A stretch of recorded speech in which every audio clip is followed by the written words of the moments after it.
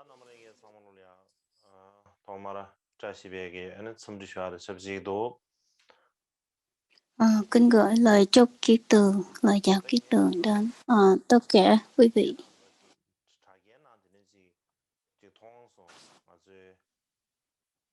Hôm qua tôi thấy trên mạng rằng Ngài Akon Rinpoche ở Congo,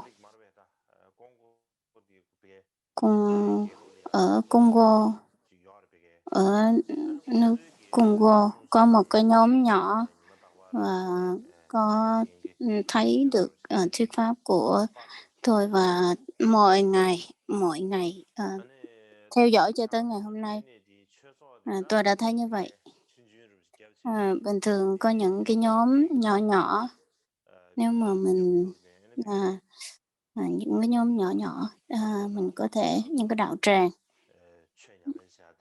mình có thể tập hợp nhau tu tập. Tôi thấy như vậy tôi rất là hoan nghỉ. Tôi thấy tình hình như vậy. Bình thường tôi rất là quan tâm tới các vị. Bình thường các vị cũng tu tập về xưng tán Roma và tụng bằng trì tụng bằng tiếng Tây Tạng, và cái phát âm của các vị rất là tốt. Các vị nghe các vị tụng bằng tiếng Tây Tạng thì tôi biết được là các vị đang tụng cái gì, nghe rất là rõ.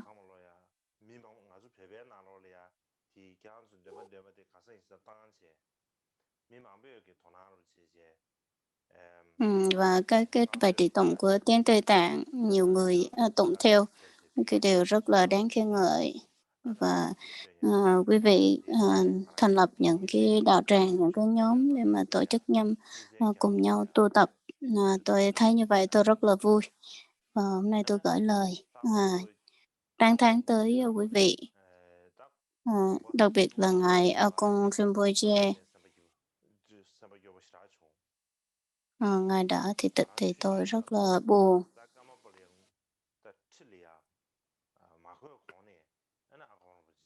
Bình thường trước khi tôi là được đăng quang Kamapa thì tôi đã gặp Ngài Akon Rinpoche rất là nhiều lần và tôi rất là kính Ngài.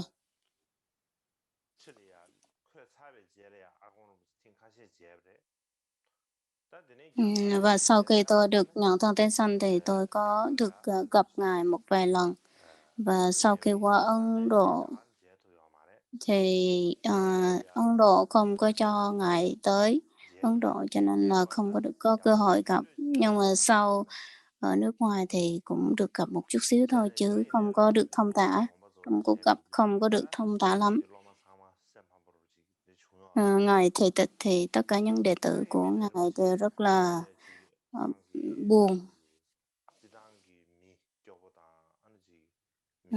Ngài là một cái vị bình thường, Ngài đã giúp đỡ rất là nhiều người nghèo và những người khó khăn, và đặc biệt là ở Tây Tạng. Ngài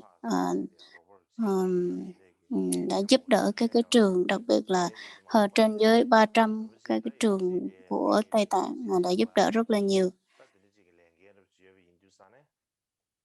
Và cái thân tái sanh của Ngài, tương lai về tái sanh của Ngài, thì có lẽ tôi là một trong những người phải nhận diện cái thân tái sanh của Ngài, và đây là cái trách nhiệm của tôi. Tôi xin gửi lời cảm ơn đến tất cả quý vị, sự gọi là quý vị đã tinh tấn và cố gắng tu tập. Chắc có lẽ là cái vùng của các vị này là nói tiếng France, là tiếng Pháp. Merci beaucoup.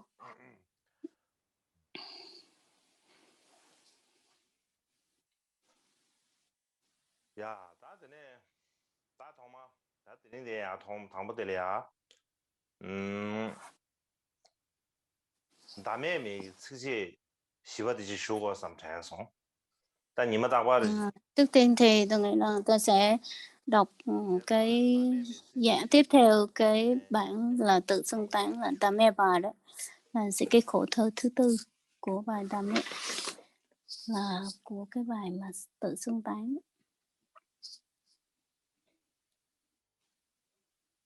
là trong cái bài đầu tiên mà hồi nãy mình tụng kinh á, trong cái 다 khổ thứ tư của 라멘베 cái bài đầu 지게 đó. 시버디 는 샤마르가베기 첸제이 공안도 샤비미나 단 리기 트웬세 Ngài Sama 삼성노래로 đời 다 thứ 차디가라나 đời thứ năm. 첸데라 마자베 템바스야 차디가 그래 다디 저지디 가라서나 첸디 창조를 인비 웬비 류 Ờ, câu này là các pháp thế gian đều không có điều tinh túy, nhờ biết điều này không chỉ bằng lời nói mà bằng sự chứng biết. Những bậc tu hành không màng danh lợi thế gian, xin cô luôn ghi nhớ những lời dạy này, con xin khẩn cầu các ngài. Câu này thì mình đọc mình đã hiểu rồi, cho nên mình cũng không cần phải giải thích từng chữ. Nhưng mà cái nghĩa nó tóm lại là như vậy. Nghĩa mình có giải thích là um,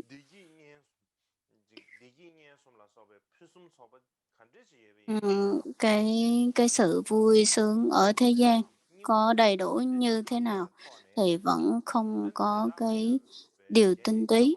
Cho nên nếu mà mình hiểu rõ được cái vấn đề như vậy thì mình sẽ không có cái tâm tham chấp đắm vào những cái điều như vậy, và nhận biết nó để mà mình thức tỉnh cái cuộc đời của mình.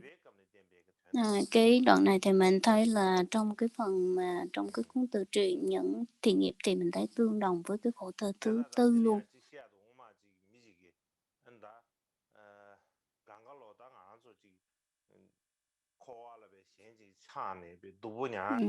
Mình thấy là như cái năm nay mình đang ở trong cái cõi luân hồi, cái cõi khổ, và có những lúc thì mình bị gọi là mình bị lừa gạt bởi những cái niềm vui của thế gian, nhưng mà chúng ta không có nghe được cái lời của quý ngài quý ngài và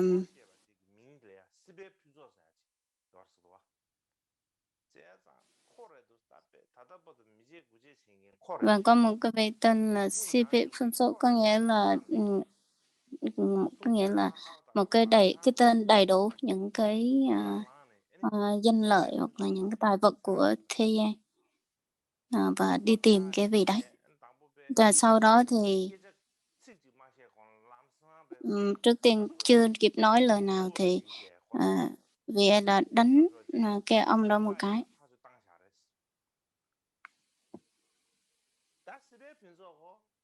và ông Sipe Phunso này ông cũng không biết chuyện gì đang xảy ra, tự nhiên lại đánh ông ấy. Và sau đó ông giật mình lại và ông nghĩ rằng tôi không làm gì hết, tại sao ông kia lại đánh mình.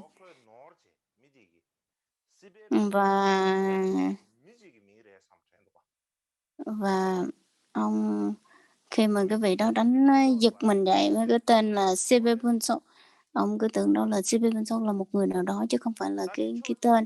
Là ban đầu ông nhầm tưởng là Sipe Phunso là một người nào đó, nhưng mà thực ra Sipe Phunso nghĩa là danh lợi của thế gian, tài sản vật chất, những cái gì đó của thế gian. Nhưng mà mình nghĩ lại mình thấy rằng là những việc cái sự khổ của cuộc đời của mình và cái niềm không vui của lúc nào mình cũng nghĩ rằng là nó ở bên ngoài, đó là cái duyên bên ngoài, nó làm cho mình khổ vậy.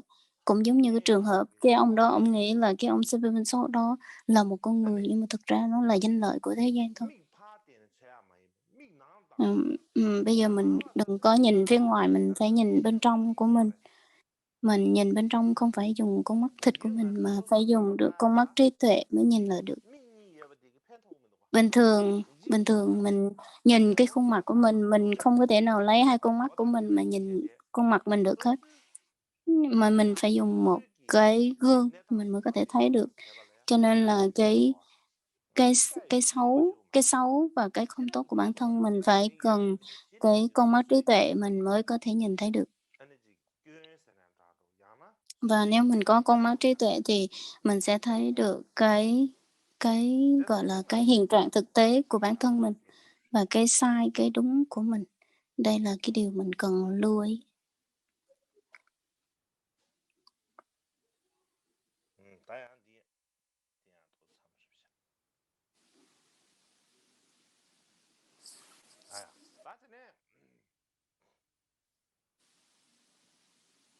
다 가서 봐봐 들이야. 안 가자. Kama migyudo ji jinjang gebyugi. Hôm qua thì mình nói là ngài Kamaba Mikyo Toshi đã gặp cái vị vua Giang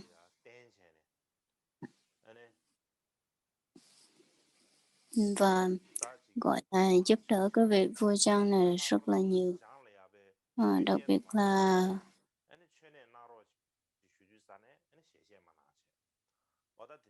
và cái vị vua Giang này tuy là có những cái điều sai hoặc là này kia nhưng mà không có la mắng cái vị vua này chút nào hết.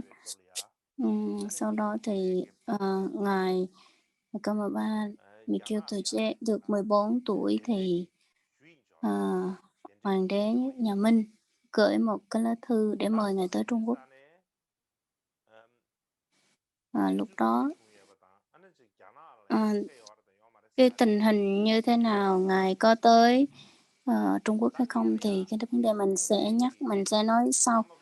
Trước tiên thì mình xin bàn về cái vấn đề là cái vị vua Minh này gửi thư mời đến ngài Mikyo Toje. Và cái thời gian đó là có may mắn hay không, gọi là có hợp thời hay không thì là không phải là một cái điều gọi là tạm thời, không phải, mà là hồi xưa là hoàng đế nhà Minh này đã có cái kết nối đối với nhiều đời Kamaba, đặc biệt là ngài Kamaba đời thứ 5 tên là Địa Sinh Sherpa thực sự đã đến Trung Quốc, và cái vị vua tên là Dung Lê là Vĩnh Lạc của triều đại nhà Minh. Và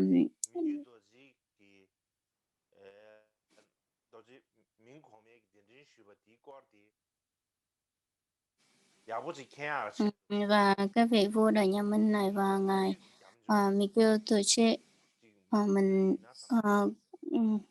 gọi là cái sự gặp gỡ và cái tiểu sử được ghi trong lịch sử như thế nào, và sau đó thì chẳng hạn như là hai cái mối liên hệ của hai vị này phía sau có gọi là có dính líu tới chính trị hay không. Và hôm nay mình xin giới thiệu ngắn gọn về cái tên ngài Tề Sinh Sherpa là đời ngài Kamaba đời thứ 5 á, và vị vua này cái liên hệ như thế nào. Cái sự liên hệ giữa hai vị này phía sau đó là có những mối liên hệ giữa chính trị và cái gọi là cái tên, gọi là phía sau này có phong tước, phong hàm này kia đều rất là quan trọng, cũng giống như là cái cách được viết trong sử của ngài Kamakam-san, các cái nguồn tin, cái nguồn gọi là cái sử liệu đáng tin cậy cũng nói rằng là bình thường cái mối liên hệ của hai vị này không chỉ là cái mối liên hệ của bên thế gian mà nó còn liên hệ cho tới Phật pháp, nó còn thay vào đó là những cái mục đích quan trọng liên quan tới Phật pháp nữa. Vì vậy tôi sẽ gọi là có những cái giải thích nương trên cái ý định và cái tư tưởng của quý ngài mà tôi giải thích.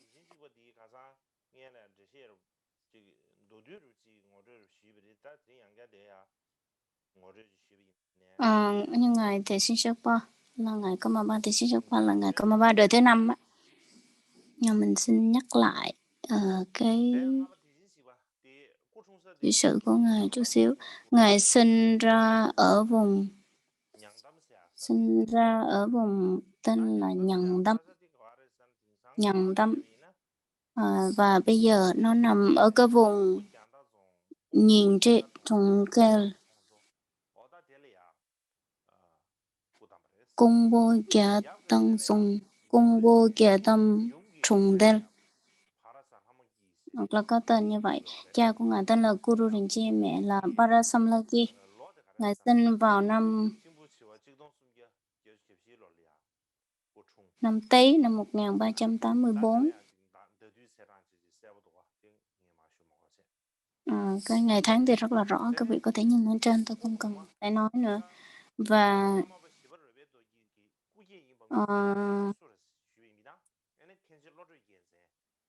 và cái kiếp trước của ngài là được ngài Khenchen Lô Nhân Gyatso được công nhận hóa thân, và thầy chính của ngài là Sharma Kachok Gwangwo thứ hai, và ngài xuất gia vào thời giới của Túc với ngài Khenchen Sunam Sangbo ở Kiền Tuyên Cân.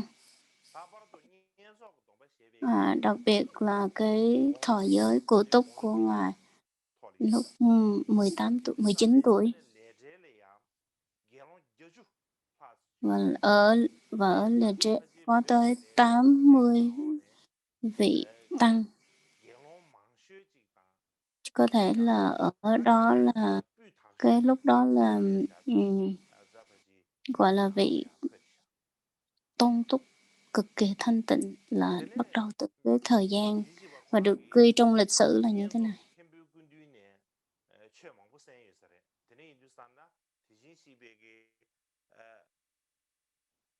Và cho có ngài Khenpo Kundun Khenchen Sunam Sangbo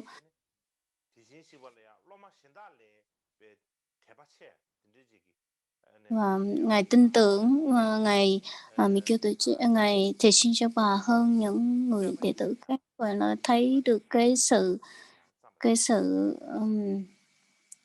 gọi là thông minh uyên bác của ngài, và có những cái lời tán thán đối với ngài. Và ở Songbu, ở Songbu, cái tên này được nhắc tới rồi. Songbu ở Gà Chen.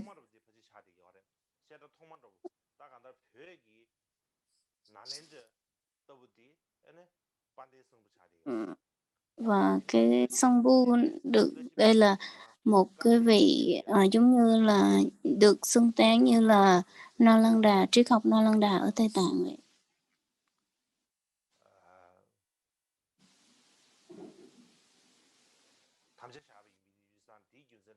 Và cái vị này gọi là được ngồi trả lời trong những cuộc thảo luận, cho nên đặt cái tên là Kashyapa Rinpoche.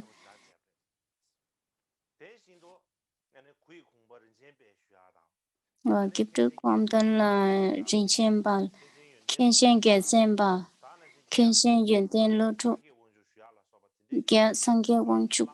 Là đây là những vị Lama được nương tựa thêm vào năm 21 tuổi, và hoàng đế đời thứ 3 của nhà Minh, ông vua Vĩnh Lạc, mời ngài đến Trung Quốc, và ngài ấy đã ở đó 3 năm, nhưng mà mình tính kỹ lại thì chỉ có 2 năm thôi. Bình thường thì ngài Shinshapa ngài chỉ thọ có 32 tuổi thôi, và ngài tịch rất là sớm. Và những cái bộ luận ngài để lại thì chỉ rất là ít,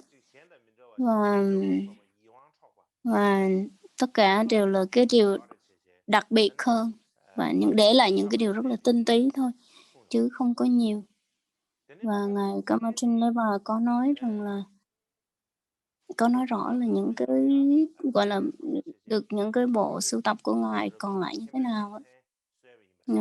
Ngài được Khenpo Hòa thượng Đằng Đạo đặt cho một cái tên Chue Ben Sangbo. Hoàng đế đã cúng dường đặt cho một cái tên là Rùa Lây Ta Bao Phò Quang, dịch sang tiếng Tây Tạng là gọi là Thế Sinh Sapa.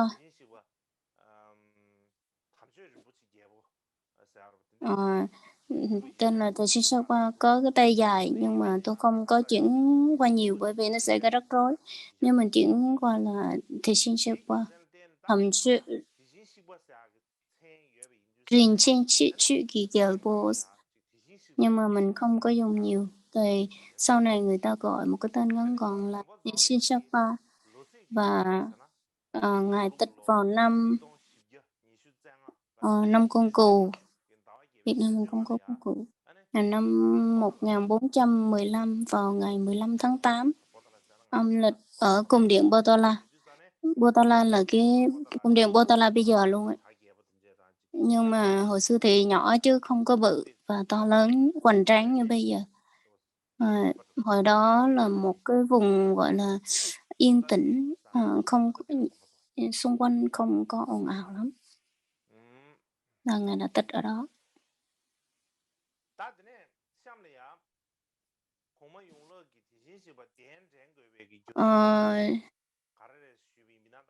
Mình thấy trên tấm hình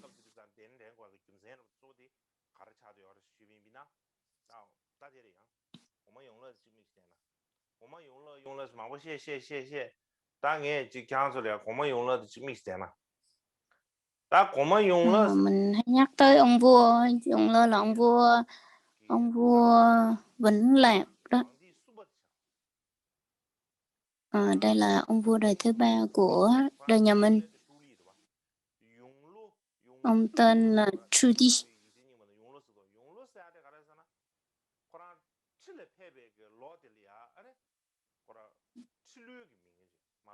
Cái tên Vĩnh Lạc là cái niên đại của ông chứ không phải là tên đích thực của ông vua này.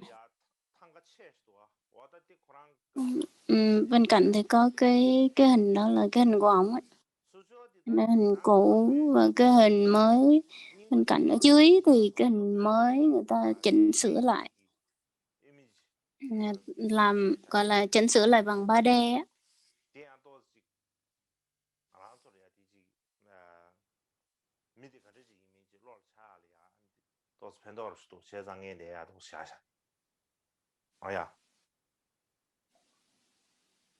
다리 민고매기 디지지바 되는 쇼가 김성 하르슬라비미나 다 갸나기 ông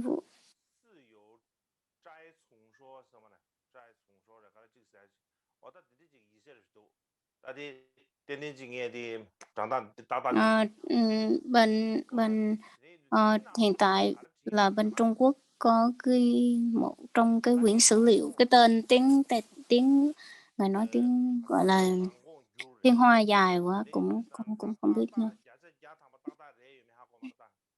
mà tôi cũng không chắc chắn được rằng trong cái bản này nó như thế nào, nhưng mà tôi chỉ dịch sơ qua ngắn gọn qua, nhưng mà cũng không biết có chắc chắn hay không. Nhưng mà tôi thấy là tối tôi dịch xong thì tôi thấy trong đầu của tôi nó sao nó cảm thấy giống như là cái đầu nó cũng không có được rõ ràng lắm, nhưng mà cho nên dịch lại không biết là có đúng hay không.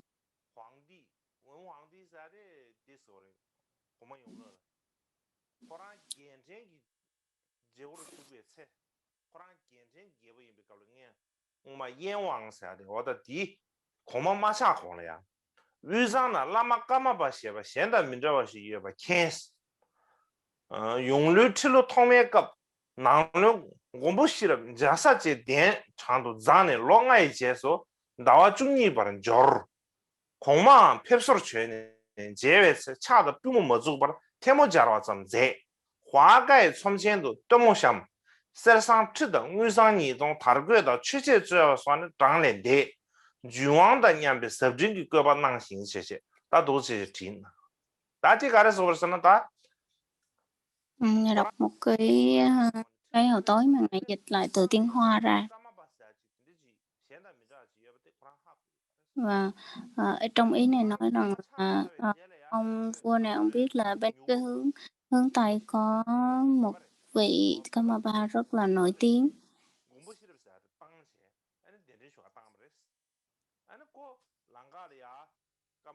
và mời ngài tới cái vùng Trung Quốc, nhưng mà khi mà đi đến gặp ngài và đi và về thì mất hết 5 tháng, và trong cái tháng 12 tới tháng 12 thì ngài thì xuyên suốt qua đã tới cái vùng Trung Quốc,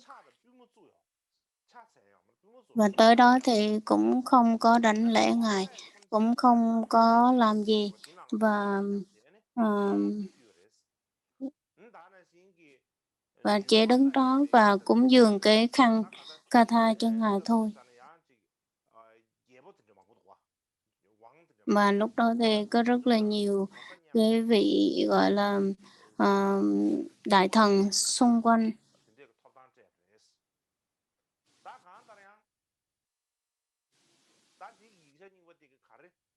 và nói tóm lại là trong cái lịch sử này nói rằng là cái lúc mà trước khi mà đi gặp ngài thì đã nghe được cái danh tiếng của ngài rồi,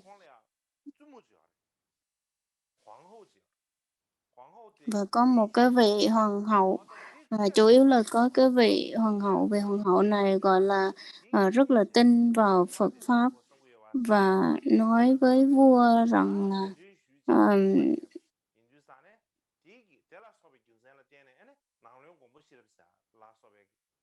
nói với vua để xin phép vua để gặp ngài.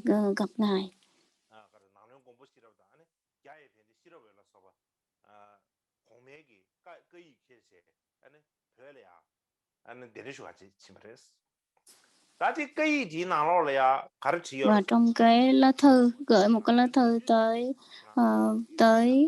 Tây Tạng, và trong cái lá thư đó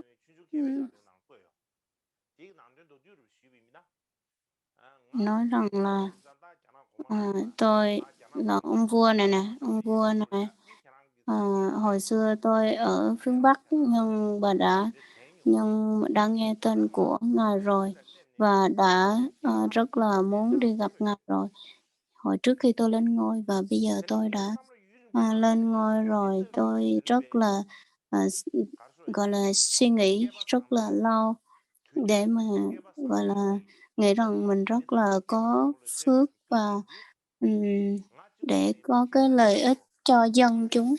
Đây là cái cơ hội và cái phước đức của mình, cũng nhờ vào cái đức của ông nữa.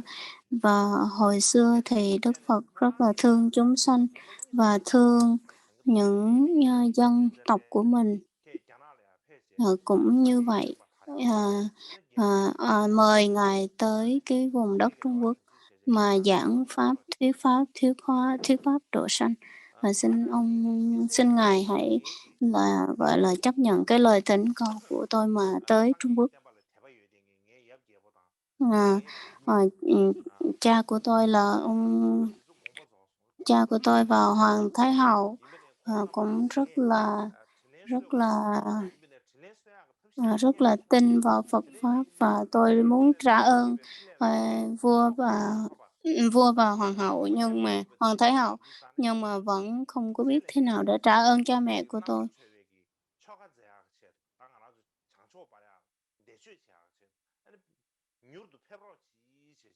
Cho nên là vì những cái lý do như này mà xin ngài hãy tới vùng đất Trung Quốc và gửi một lá thư như vậy. Và khi nhận cái lá thư thì ngài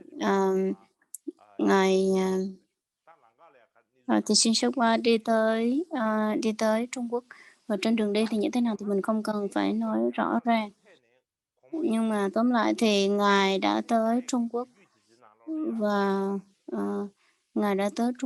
và trong cái sử của Trung Quốc thì rất là nhiều, có những cái vấn đề gọi là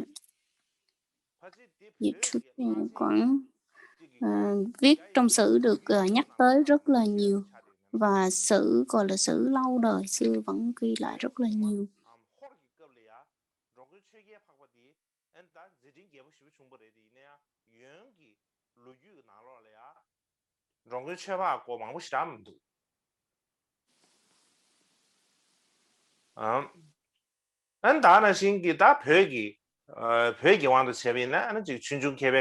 Theo mình ở Tây Tạng thì mình lúc còn nhỏ thì hồi nhỏ thì có biết được những cái thông tin của ngài thì Shishiba tới như thế nào, bị nghiên cứu rất là rõ.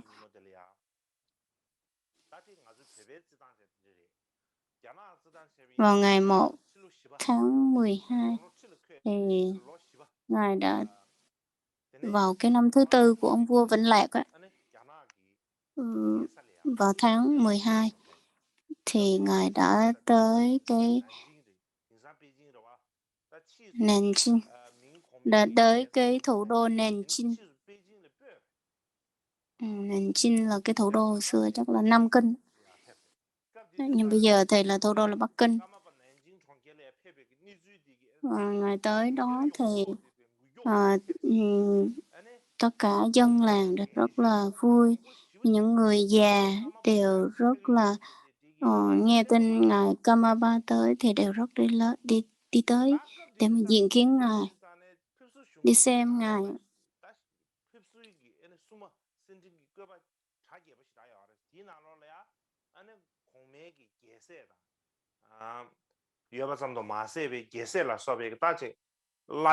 Lúc đó thì những cái vị lớn tuổi hay là chừng như tất cả những cái vị những vị đều đi tới đảnh lễ ngài, và chẳng hạn như nhiều gọi là rất là nhiều chư tăng của Trung Quốc cũng tới đảnh lễ ngài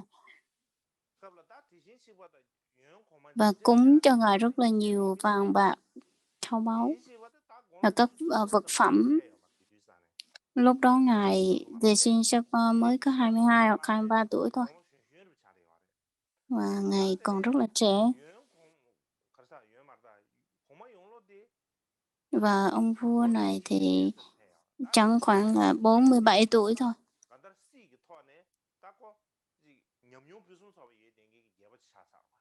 Và ông vua này là ông vua rất là 47 tuổi thì ông có rất là nhiều kinh nghiệm rồi. Và ngài thì chỉ có mới còn rất là trẻ, còn vua thì có rất là nhiều kinh nghiệm. Một vị là vua Pháp, còn một vị là vua của thế gian.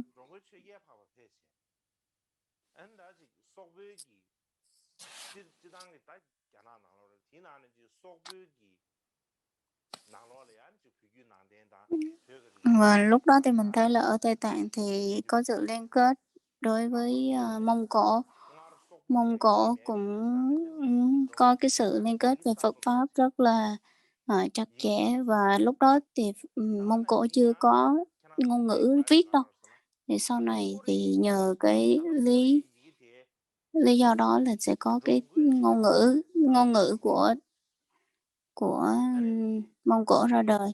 Bây giờ mình thấy như cái tiếng Hàn Quốc đấy, mình thấy là trong cái ký tự của Hàn Quốc thì có rất là nhiều cái phông chữ, cái ký tự của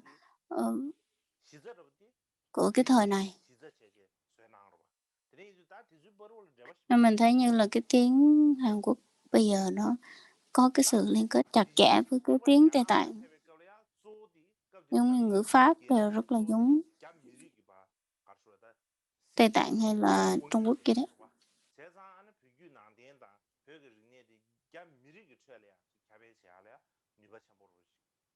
Và lúc đó thì mình thấy là cái Phật giáo Tây Tạng đã truyền bá rất là rộng rãi cho tới Trung Quốc. Và bằng chứng là mình thấy là sau 200 năm Ngài Thiền Sinh Sherpa tới đó, nhưng mà cái Phật Pháp vẫn còn hưng thịnh. Trong cái quyển là Lobdet Thể Sư, trong đó nhắc rất là rõ trong đó.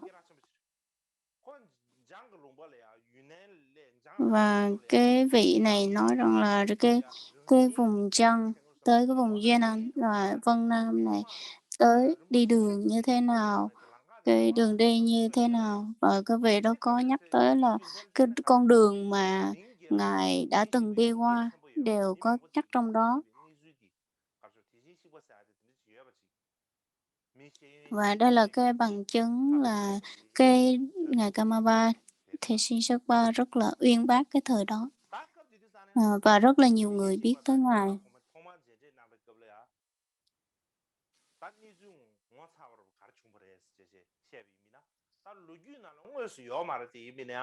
Và cái mối liên hệ giữa hai cái vị vua này thì trong sử không viết nhưng mà truyền thuyết lại rằng là vị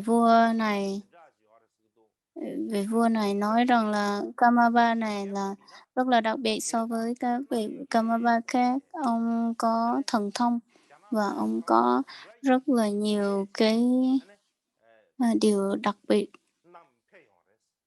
như là ông có đem theo rất là nhiều cái năng lực của mình.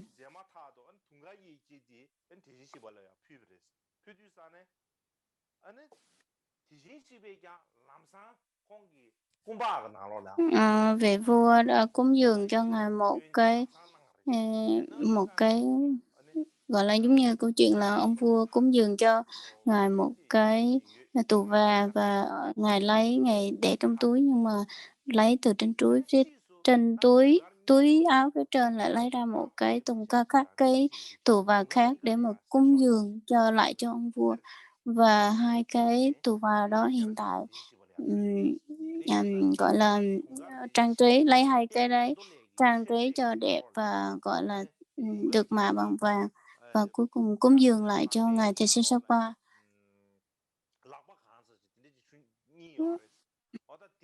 Người ta nói rằng là hai cái tù và nó to bằng cái nắm tay ấy. Và ngài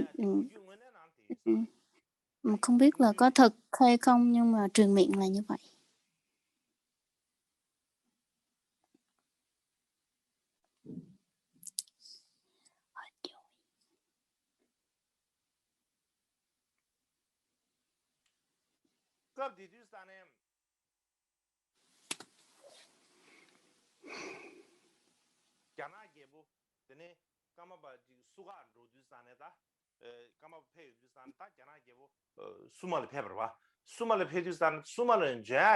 Lúc đó thì vị vua này tới cái vùng Suma và gọi là bị chặn không có cho tới cái vùng đó, nhưng mà trong lịch sử của Trung Quốc ghi rất là rõ, như là Tamin thì trong đó nói rằng là ngài đang trích cái sử liệu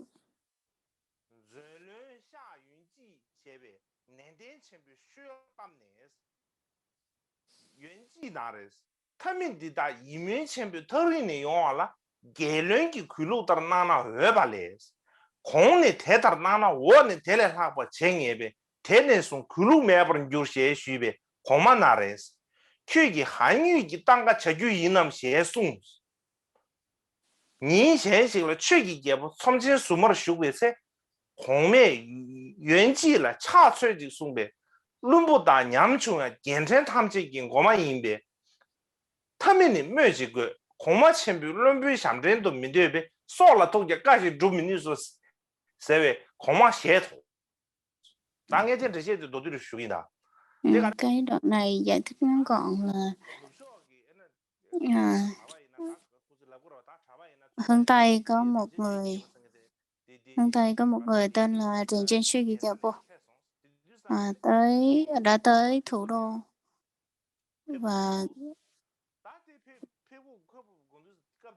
và vị vua đó cũng tới đó.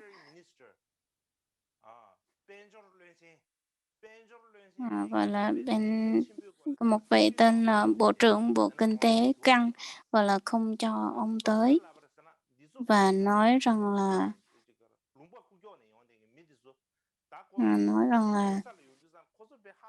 những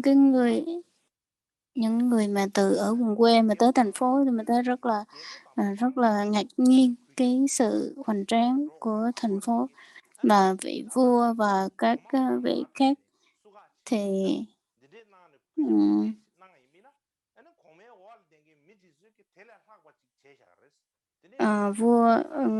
người dân phải tới gặp vua, chứ sao có thể vua mà tới gặp các ngài được. Nếu mà vua mà tới gặp các ngài thì trên vua vẫn còn những người khác nữa, cho nên như vậy là không được, cho nên là ngăn cản không cho vị vua tới gặp có cái rắc rối rất là nhiều nhưng mà mình không có nói nhiều.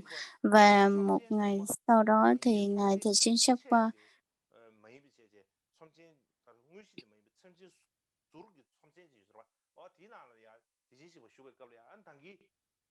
Ngài Thầy Sinh Sapa ngồi ở cái vùng đó, thì cái vị bộ trưởng đó can vị cái vị bộ trưởng đó ngăn cản, thì nói rằng bây giờ hồi đó không có ngài Thầy Sinh Sapa, cho nên bây giờ có ngài Thầy Sinh Sapa thì ông ấy lại ngài đi.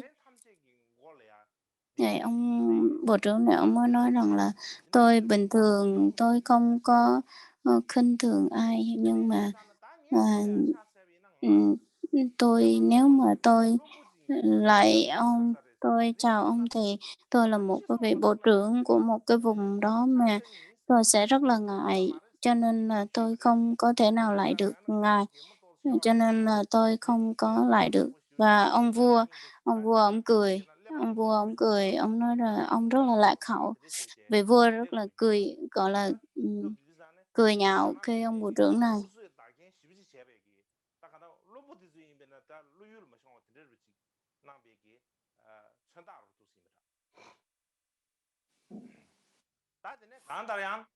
나 디지시바 난지니 슈베 qab리야 아니 갸이 로사르 차게부 딘데 당뇨야 공 땅다 가르 콤페야 두지디 갸나긴 나와 중이베기 나로 패도와 근데 디제래 안 나와 당보로 와 근데 갸나 Và cái lúc mà ngài Thầy Sư Sapa tới cái vùng Trung Quốc thì vào tháng 12, thì sau đó sẽ đón Tết ở ở cái vùng đó luôn, và gọi là rất là đón Tết rất là hoành tráng với vị vua, và ông vua lúc nào ông cũng cung kính ngài, và lúc nào cũng để cho ngài ngồi bên phía tay phải của mình.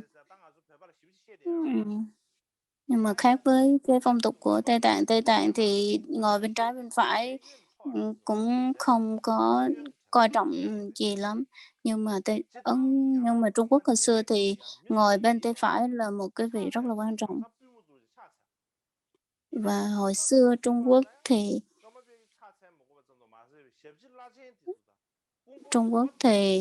hồi xưa các vị vua đó mà gặp gặp các ngài lớn, các vị gọi là pháp vương thì đều phải lễ lại hết, nhưng mà đối với ngài Thiền Sư Ba thì những vị lớn đó và các vị người già thì ngài đều không cho lễ lại. Vào ngày 15 tháng 2 thì ông vua ông nói rằng là đi tới gọi là cúng dường, gọi là dâng những cái lễ vật cho cha mẹ, là ông vua thời trước và hoàng thái hậu đó, ông chưa có cơ hội trả ơn, cho nên là ông mời ngài tới để mà cúng dường làm lễ và dâng những cái lễ vật. Vào ngày 5 tháng 2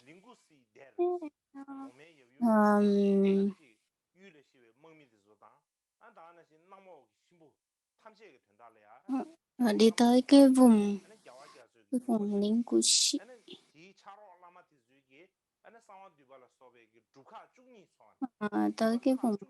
tới cái chỗ mà thờ đó, cái đền thờ đó, và có nhiều vị lama đi theo, và mời rất là nhiều người tới cúng, và đặc biệt là rất là nhiều tăng chúng, là khoảng 20.000 chư tăng tới để làm lễ. Và tới cái ngày làm lễ thì cúng dường làm lễ và làm những cái mạng Đà La và những cái cờ, dâng những cái cờ phướng.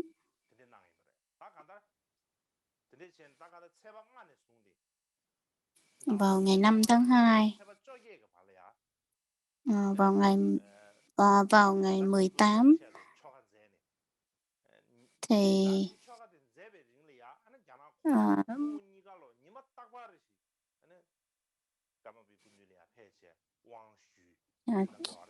cho tới ngày 18 thì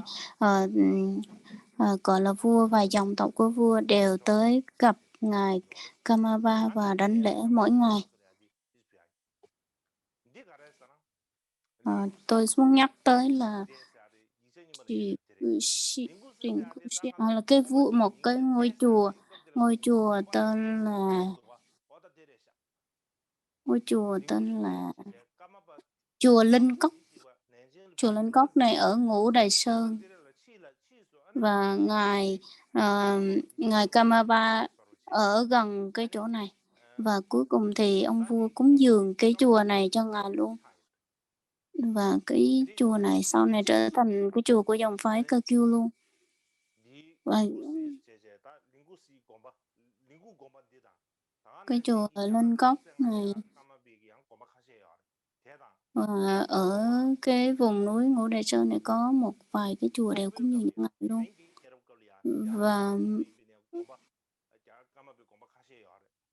Và ở bên bên Mông Cổ cũng có một vài cái chùa cúng dường cho ngài luôn, và giao lại cho chư tăng của cái vùng Kachin, và đều ghi hết trong cái sử liệu của ngài Bawasukla, đều có ghi hết trong sử liệu là ngài gặp những ai và đi những cái chùa nào, và chùa nào được cúng dường cho ngài đều ghi hết trong sử liệu.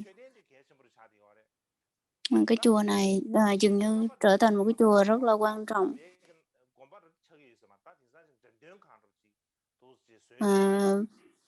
Bây giờ mình nhìn thì nó giống cái chùa, chứ hiện tại thì nó trở thành giống như là cái viện bảo tàng, chắc là gọi là cái khu di tích luôn.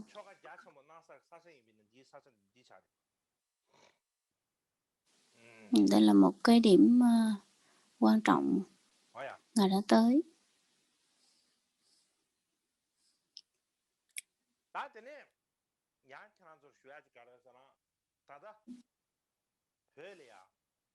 Và nói thêm một cái điểm là trong cái thư viện Bùi Trung thì có giữ lại những cái vật ghi như thế này. Mình nhìn trên màn hình này mình sẽ thấy được.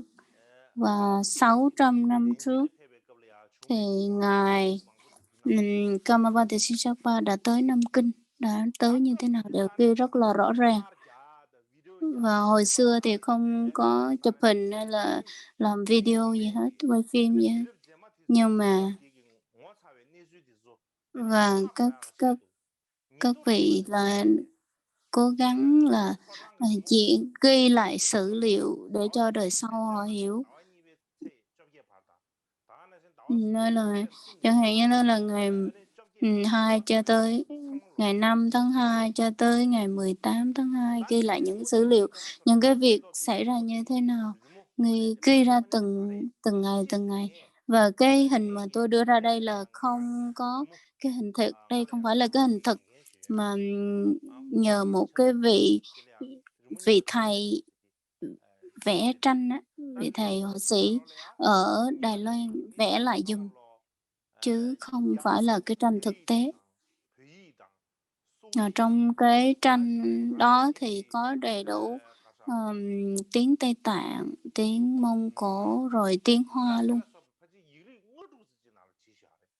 Gồm 5 tới 6 thứ tiếng lận, mà mình không có biết rõ.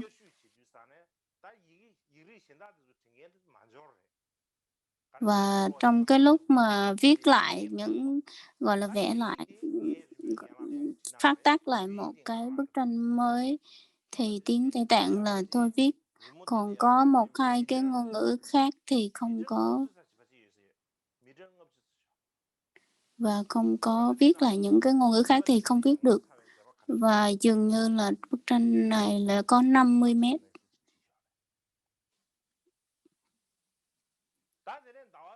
Nào, kể lại một cái câu chuyện dài đã xảy ra những cái gì.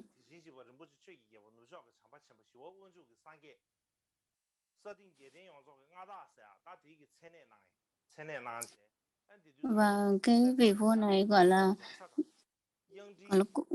gửi cúng dường ngài thì sinh số 3 rất là nhiều, là giống như là vàng bạc, và bao gồm cả 10 lượng vàng, có thể dùng cái từ 10.000, nhưng mà không biết 10.000 lượng vàng hay là 10.000 gì, rồi các cái phẩm vật vân vân rất là nhiều. Và đây là cái dấu ấn bây giờ vẫn còn trong cái vừa chung trong cái thư viện vừa chung đều có ở trong đó, viện bảo tàng cũng còn lưu giữ. Trong cái này ghi là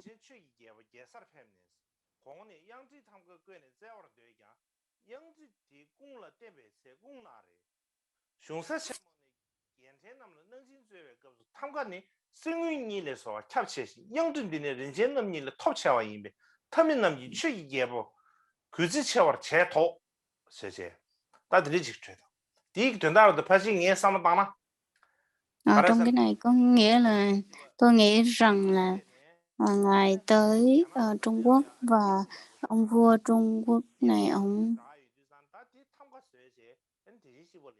mới gọi là mời những người họ vẽ và bắt đầu vẽ những cái tranh và cúng dường ngài thì xin sắp qua.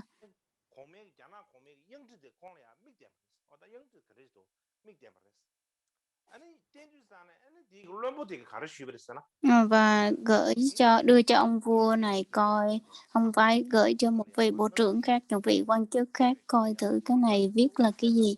Và ông quan chức này ông mới nói rằng là cái thằng ca này dường như làm bằng vàng và bạc trộn lại với nhau. Và cái này dường như nó quý hơn vàng và bạc luôn chứ không phải là đơn thuần như vậy.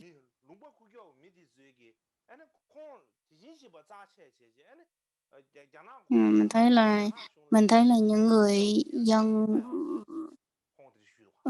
mà nếu như mà không cẩn thận thì dân làng sẽ coi trọng ngài Thầy Sinh Sapa hơn ông vua. Cái này điều này mình rất là cần phải lưu ý. Dường như người ta gửi một cái dấu hiệu gọi là cái cảnh báo như vậy.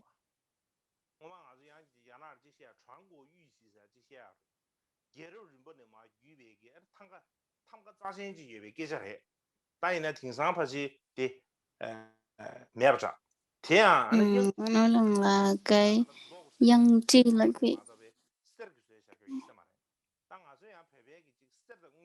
hồi xưa thì còn có rất là nhiều cái thông ca, nhưng mà hiện tại thì đã không còn lại những cái dấu ấn như vậy.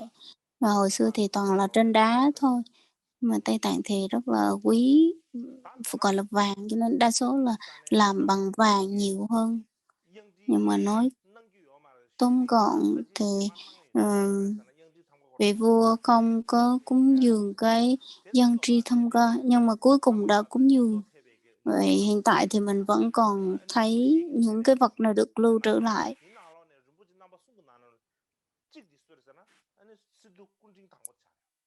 Và trong đó có 3 vị, trong cái hình đó thì có 3 vị Rinpoche lớn, và vị ở giữa là Situ Rinpoche. Cái tên của ngài là Kiên Tinh Tây.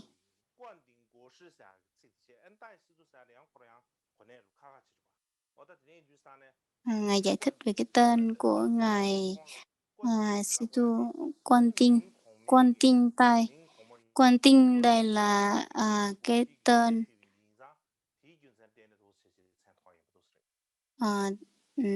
gọi là Quan Tinh này là nhắc tới cái tên của vị vua, và để là cái dấu ấn lúc mà cái thời kỳ của ông vua này.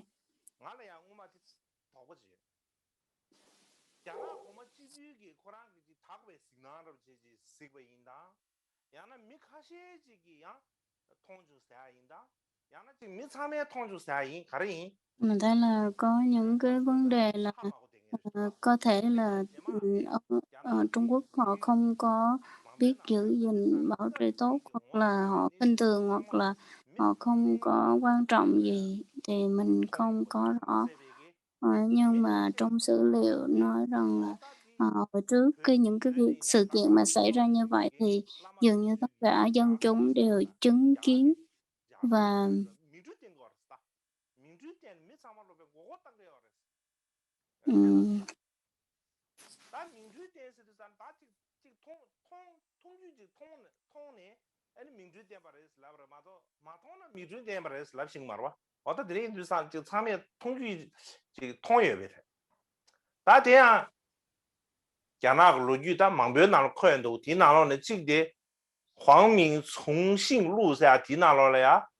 Trong cái sử của Tây Tạng thì có một vị tên là Hoàng Mi Sinh Vụ có viết rằng là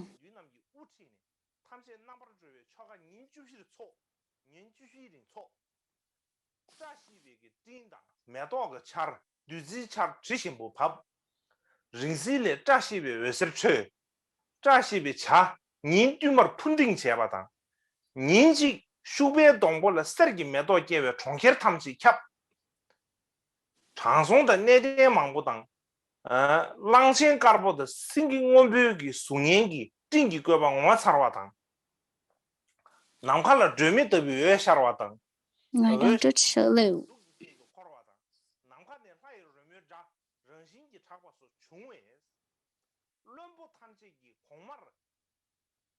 거수의 첨지당 이론 혹은 속이 시슈 좀네 저시기 시슈 저시기 체마샤로 시에 특수 제바 잠네 피외 치 상기기 소럽 남라 심주기 최기 양소 전에 포장도 로거기 된도 제바 이노스 다가다 지 간다 지레체는 급디주산에 뭐 사회에 제바 다 제바 안에 다 제바 그래 접게 봐도 제제 다들에게 니마 딱 봐. từ ngày 5 cho tới ngày 18 tháng 2 vào cái năm đó thì đã có xảy ra những cái sự kiện, rất là nhiều sự kiện, và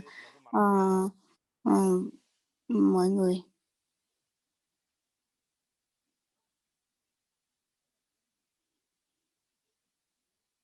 có những cái sự kiện đặc biệt xảy ra, và người ta nói rằng đó là cái thần thông, giống như thể hiện cái thần thông của Ngài Nikotose.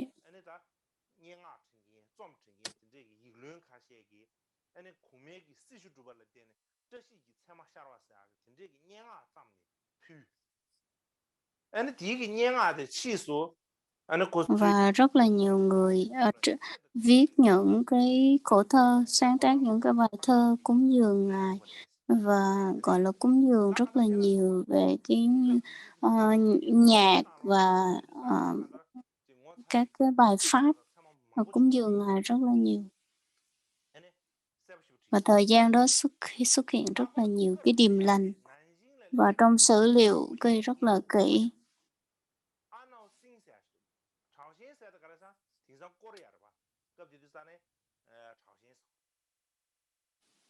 꼬리 개가 포냐 아노싱스야지 급디두산 난징을 내셔 콩 난징의 연구하되朝鲜기 개세지. Và lúc đó thì có một ông vua ở Triều Tiên là Hàn Quốc bây giờ, đi tới Trung Quốc và gọi là xâm chiếm cái vùng đó, cái vùng lãnh thổ của ông vua Minh ấy.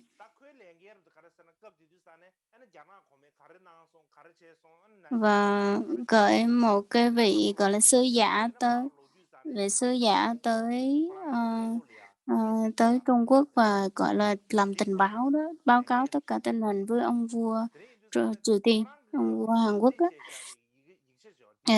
Trong cái lúc mà ông viết những cái tư liệu để gửi về cho ông vua của nước Hàn Quốc ấy, thì ông có viết rằng là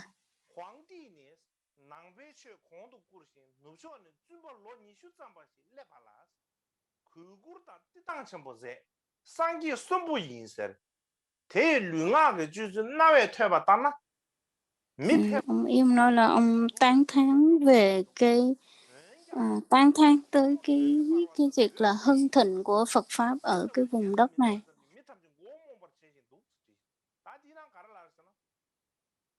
Trong cái đoạn sử liệu này nói rằng là trong lá thư này viết rằng là và ông hoàng đế này rất là tin vào Phật pháp, và hướng Tây của Trung Quốc có một vị sư khoảng 20 tuổi mọi người rất là kính ngưỡng ông ấy.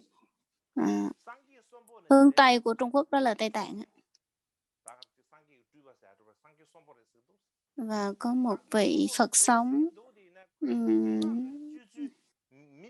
gọi là một vị sống, nhưng mà nếu như mà mình gặp vị đó thì ờ, chắc là mình không nghĩ đó là vật sống đâu, và mình gặp là không gai tin đâu, mà cũng thích ăn thịt cừu nữa.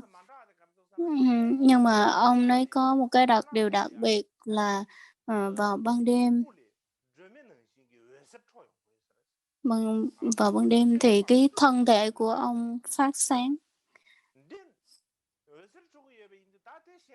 Cho nên là vì cái lý do đó cho nên thấy là đặc biệt hơn những người khác, cho nên là mọi người kính lễ lại ổng, và dường như ông đang ông đang gọi là lừa gạt mọi người. Trong lá thư này thể hiện cái sự rất là ông nói xấu tới Phật pháp nhiều hơn.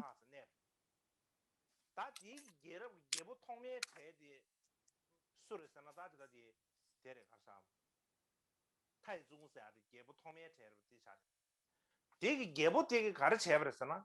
갑자기 산에 공부지 서머르다. 공부신 되게 룩세 룰루사 들이야 그거 쳐. Cái thời đó thì Ngài kể thêm một cái câu chuyện gì nữa, và cái thời đó là có cái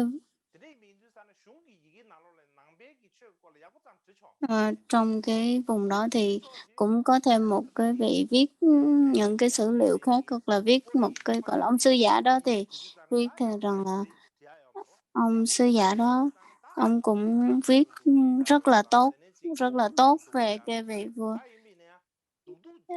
rất là tốt về ngài, nhưng mà so lại với cái vị kia thì à, ông viết có được một chút khác hơn.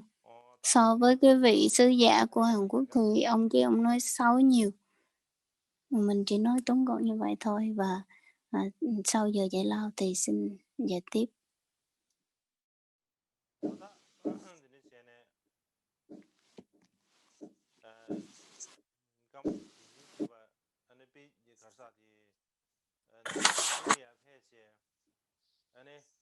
Sau khi ngài từ Singapore tới Nam Kinh thì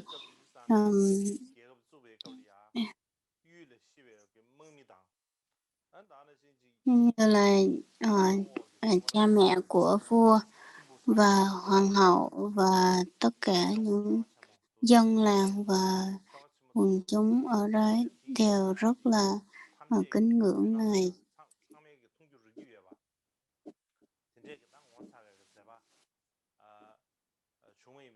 Và có những cái gọi là ngày hành hóa, ngày hành đạo ở đấy rất là đặc biệt, và nhiều người rất là khởi cái lòng tín tâm đối với ngài, và càng tín tâm đối với Phật pháp hơn. Và cái lá thư mà ông vua gửi cho ngài thì có khoảng tới 20 lá thư lận. Nếu mà mình đọc cái lá thư đó thì mình thấy rằng là có thể là vua Vĩnh Lạc và Kamaba đều có cái sự liên kết rất là mạnh. Nếu mà nói về phương diện Phật pháp thì nó có thể là cái quan hệ thầy trò, mà mình có thể và nói như vậy. Vào ngày 13 tháng 3,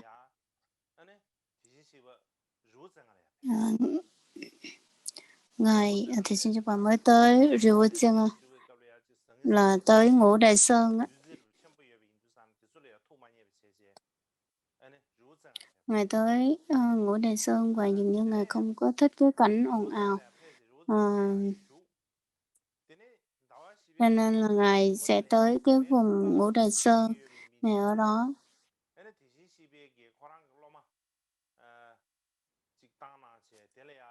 Và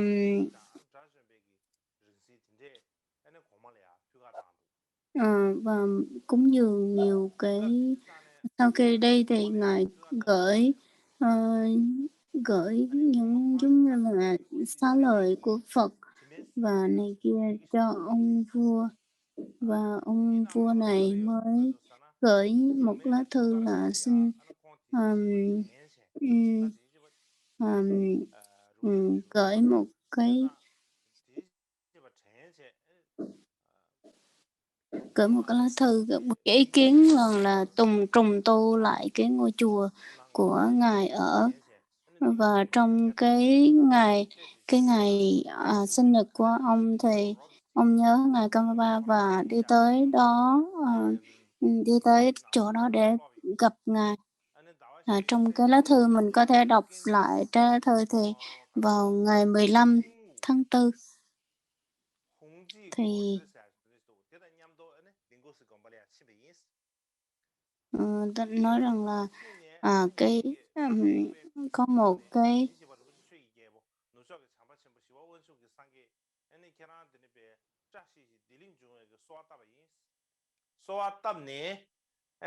nói rằng là tôi đã cúng cúng dường và tin tưởng Ngài rất là nhiều, cho nên nếu như mà cái sự kính ngưỡng của tôi là gọi là đúng là chân chính thì xin hãy gọi là cái giống như cái bóng mát của cái tháp đó, nếu như mà thể hiện một cái điểm gì đó lên.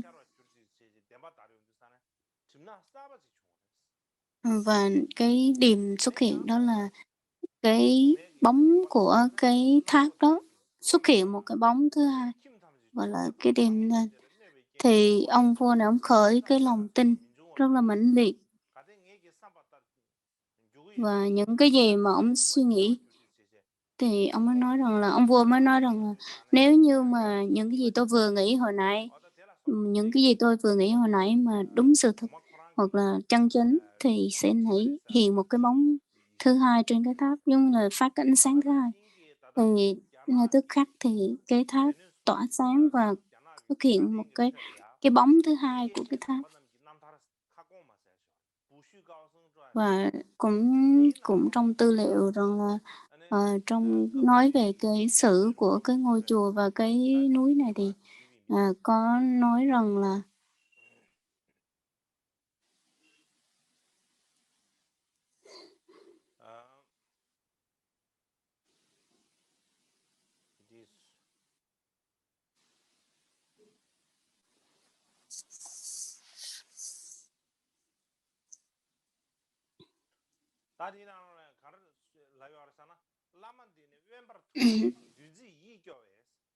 trong này nói rằng là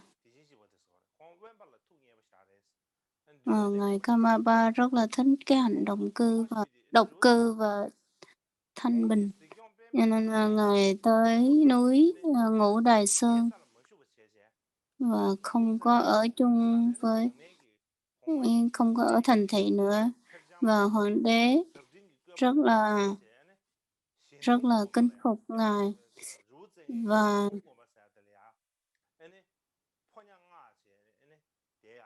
và gọi là kính ngưỡng và gọi là quan tâm tới ngài. Và tuy nhiên thì ngài Kamapa vẫn nhất quyết rời đi, thì ông vua ông mới gửi tới nhiều cái sứ giả và vị thần của triều đình và gọi là hộ tống ngài đến chùa Linh Cốc ở Ngũ Đài Sơn. Trong cái sử này viết như vậy.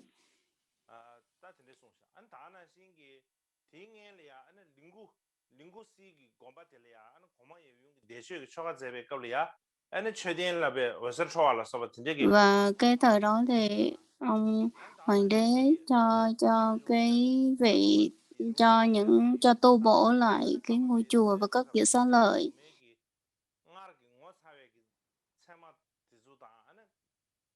Và gọi là cái thời gian mà ngài ở cái ở Ngũ Đài Sơn thì có xuất hiện rất là nhiều cái điềm lành, và sau đó thì ông vua rất là nhớ thương tới ngài Kamapa và ừm, nhớ thương Ngài và cuối cùng thì đi thăm Ngài. Đi thăm Ngài và cũng cầu nguyện và, gửi cái niềm, gọi là, thể hiện cái lòng tin tới Ngài. Và cái điềm mà hồi xưa ông đã xuất hiện, những cái điềm lành như vậy thì bây giờ nó lại xuất hiện thêm và nhiều hơn như hồi xưa nữa.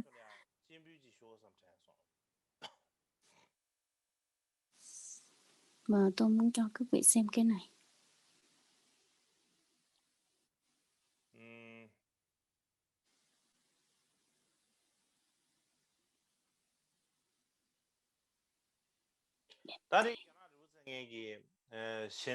Đây là cái ngọn núi Ngũ Đài Sơn.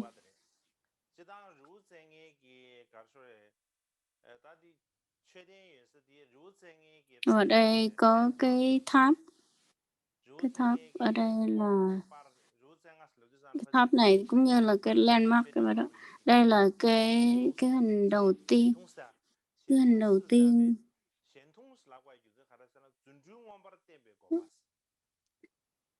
Cái chùa tên là Sen Thung Ngũ Đài, có nghĩa là cái nơi mà các vị Phật thi triển thần thông, cũng như là um, thi triển thần thông. Thì có lẽ là ngài thì chuyên sắc ba, ngài Kamapa cũng thi triển thần thông ở chỗ này, cho nên là có thể là cái tháp này đã được xây dựng và cái chùa này đã được xây dựng chỗ này. Rồi cái chùa này là cái chỗ mà ngài ở. Và sau này ngài Kamapa đời thứ 7 Chirakyasu tới đây và có viết lại rất là nhiều cái sử liệu. Có thể là như vậy.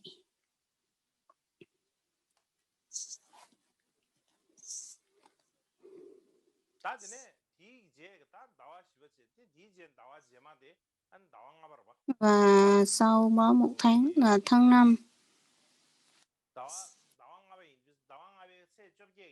Và tháng 5 vào ngày 18 tháng 5 là ngày sinh nhật của ngài Kamapa Techen Sherpa.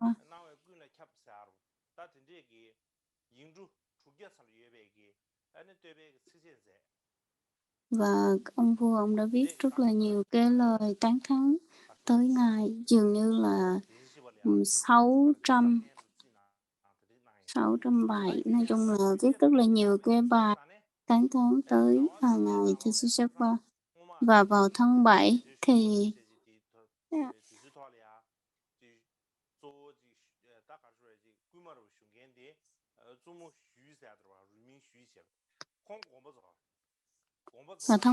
vào tháng 7 thì cái vị mà viết lại sử liệu đó, viết và vẽ lại sử đó, vị đó mất.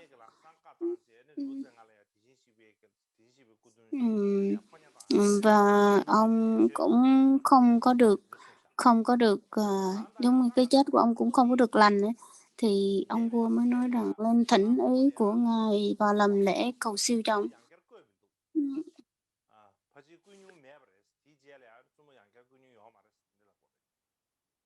Và sau đó thì giống như bà hoàng hậu này cũng mất, thì ông vua này không có lập thêm một hoàng hậu mới nào hết.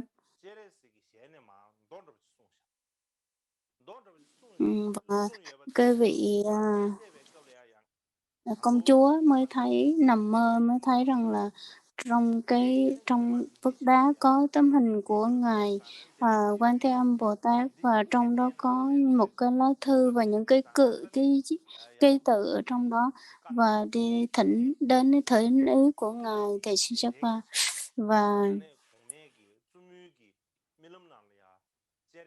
ngài Thầy và đến hỏi ý ngài Thầy Shinchapa. Thì trong cái giấc mơ đó thì sau này người ta vẫn gọi là đi tìm kiếm lại cái vách đá đó để coi có cái điểm gì không, cái dấu tích gì không.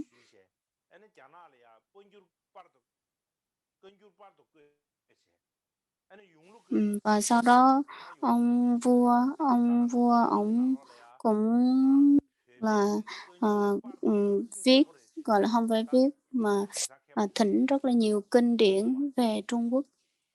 và trong cái thời đại của ông thì có cái cái, thời của ổng là có cái lúc mà in kinh sách thì mang tên ổng là, ờ, gọi là, nhà xuất bản Dùng Lu luôn, nghĩa là xuất bản bởi Dùng Lu luôn. Thì trong đó, bộ kinh sách gọi là Tam Tạng Kinh Điển của Tây Tạng đã được, ờ, ông vua Dùng Lu này, ông vua Vĩnh Lạc này in ra hết. Đây là một trong những cái bộ đầu tiên được in ra, bằng tiếng Tây Tạng. Và ngài sau đó thì ngài Thị Sĩ Trúc Ba nói rằng tôi sẽ về Tây Tạng. Và, ông vua lúc đó nói chuyện với ông vua rất là lâu.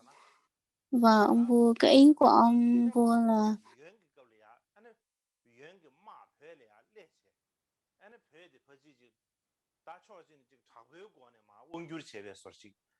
ý của ông vua này thì ông nói là hồi xưa ông đã,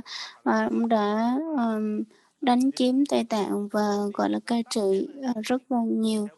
Và, ờ, ông có cái ý là muốn tiếp tục, giống như cai trị tiếng Tây Tạng, cai trị vùng đất Tây Tạng, nhưng mà ngài Thiều Sinh Sắc Ba mới dạy ông vua rằng là phải làm một cái việc gì đó đúng pháp, chứ đừng có chiến tranh, đừng có, gọi là, gọi là, làm tổn hại tới sinh linh. Và cuối cùng thì ý của ngài thì Ba mới đưa ra một cái ý kiến với ông vua rằng là, bình thường thì Tây Tạng có rất là nhiều, cái tông phái Phật giáo, gọi là, tôn giáo rất là nhiều, nhưng mà tương lai thì sẽ, gọi là, rất là xảy ra nhiều cái sự bất bình. Nếu như mà xảy ra chiến tranh thì sẽ không có tốt, cho nên mình phải tìm hiểu được một cái phương pháp như thế nào để tốt nhất. Tôi có cái kiểu biết,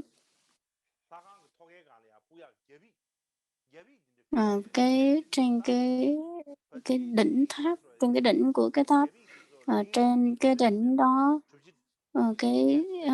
những cái việc tròn tròn, cục cục, tròn tròn, một cái khối hình trụ đấy, thì chúng ta phải khiêng những cái đó đem về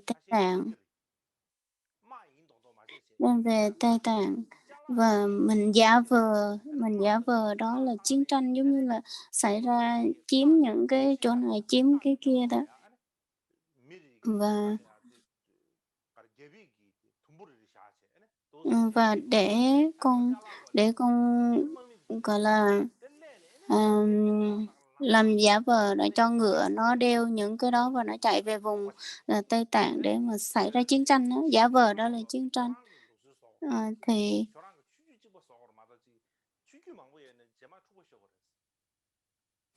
cho nên là nói với ông vua rằng ông phải làm như vậy để ông gọi là, trị vì quốc gia, chứ không thì trong tương lai thì xảy ra rất là nhiều chiến tranh.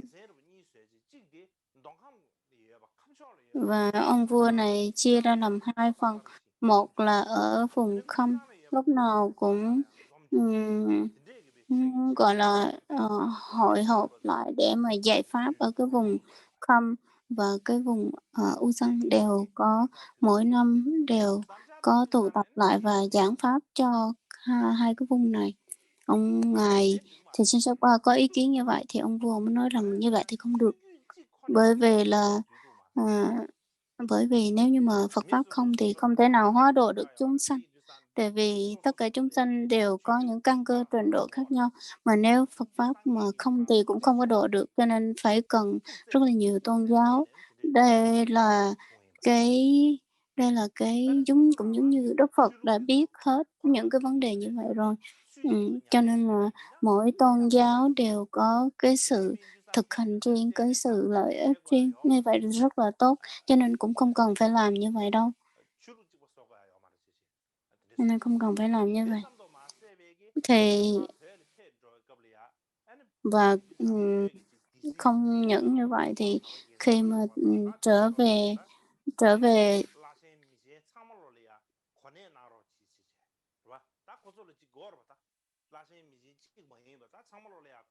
Trở về Tây Tạng thì gọi là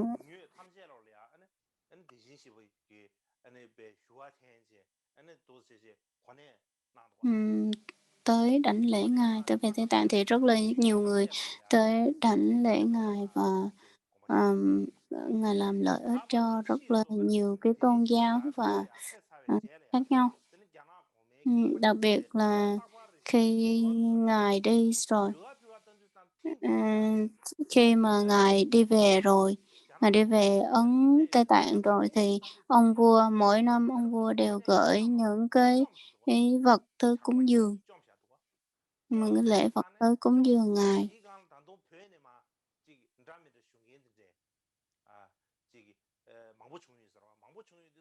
Gửi sứ giả tới với gửi lễ vật tới Tây Tạng rất là nhiều. Và sau đó cái vùng đất của ông vua này như là sắp xảy ra chiến tranh thì ngài Wang Chao-ba-gyat-sin mới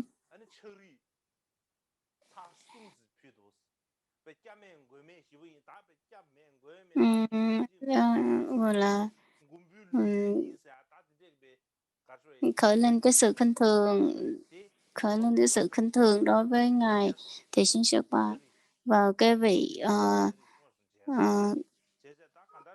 vị Paputula này nói rằng chính ông đã thấy cái vật đó và chính ông đã thấy ba cái mà ông vua, không phải ông vua, cái vị sứ giả đó làm đối với ngài.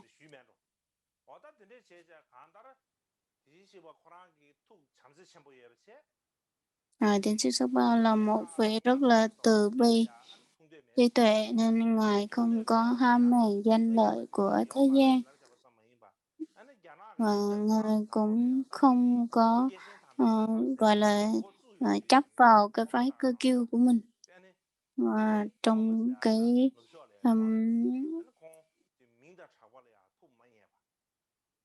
cái sử liệu của ông vua thì có viết rằng là ở phía Tây có một vị Kamaba rất là nổi tiếng và không có thích gì, không có màng danh lợi của thế gian.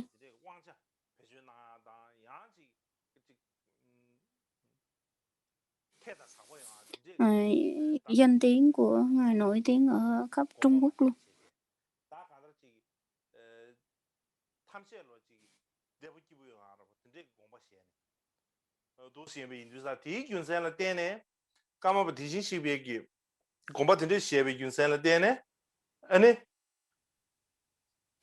Và thấy là theo cái cuộc đời, cái cuộc đời của ngài Thị Sinh Sước Ba thì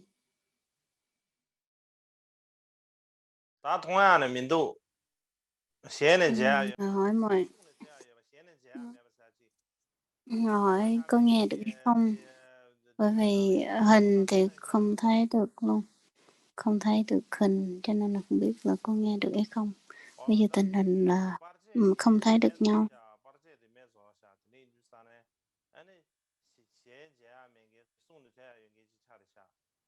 Cho nên là hình như cái camera có vấn đề rồi, cho nên là hôm nay chắc lẽ là mình dừng tại đây, tại vì mình không thấy nhau mà mình nói thì không có thích hợp lắm.